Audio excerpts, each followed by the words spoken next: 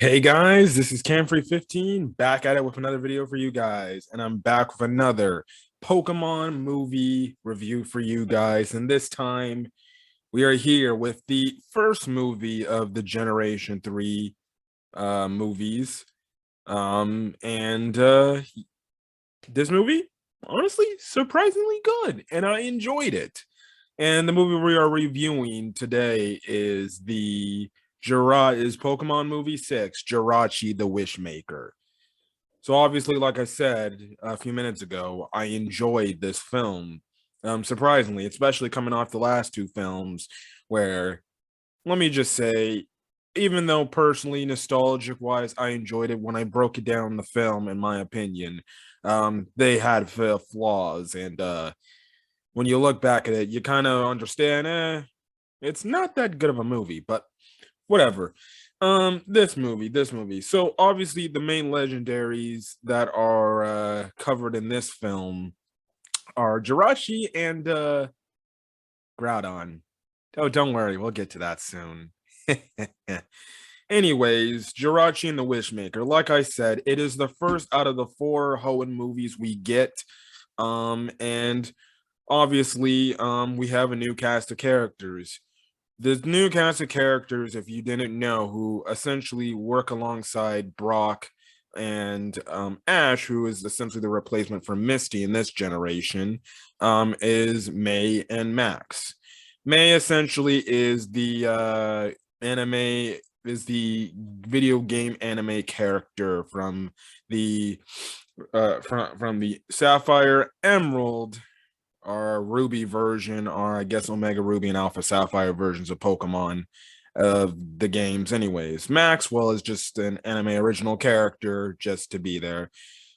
May's whole thing that is different from Misty is the fact that she's actually a Pokemon trainer that is thinking about doing maybe Pokemon battles, but then she ends up making her mind to do a Pokemon contest, and she ends up becoming, well, a coordinator. So that's pretty cool. And then Max, well, it's Max. And personally, Max is the Bonnie wrong done. If you don't know what I mean by that, if you watch Pokemon XY, the anime, you know who Bonnie is. It was the second go around attempt of having a little kid character join Ash and company. Mind you, I think Max was the one character in the entire companion groups that I absolutely cannot stand. Just like I cannot stand Iris and a little bit of Silent. Anyways, let's talk about the movie. So, we get the introduction to our movie, and it's different compared to the last few movies. Completely brand new narrator and stuff like that. So, yes, good, great. And then we also get the introduction to the fact about Team Magma and how their hunger for Groudon is huge. Yes, okay. I played Omega Ruby. I know how hungry they are for Groudon. Anyways, we pick up with Ash, May, Max, and Brock, and they are looking to go to attend this fair for celebrating the Millennium Comet, which is a MacGuffin in this film. They essentially wake up to the circus essentially showing up and everything, and we get introduced to the two other main side characters, which are later the antagonist, which is Butler, and his very attractive girlfriend in Diane. Anyways, what happens is you get nice scenes with them exploring obviously this Millennium Comet circus or fair and stuff like that, and they end up going to Butler's show. He does a bunch of magic tricks and stuff like that. But throughout the show, Max is essentially hearing somebody speaking through him because after this magic trick that brings out Diane holding this crystal, well, Max hears a voice coming inside. He somehow gets on the stage. I don't know how the security doesn't literally assault him right then and there and pin him down to the ground, but okay.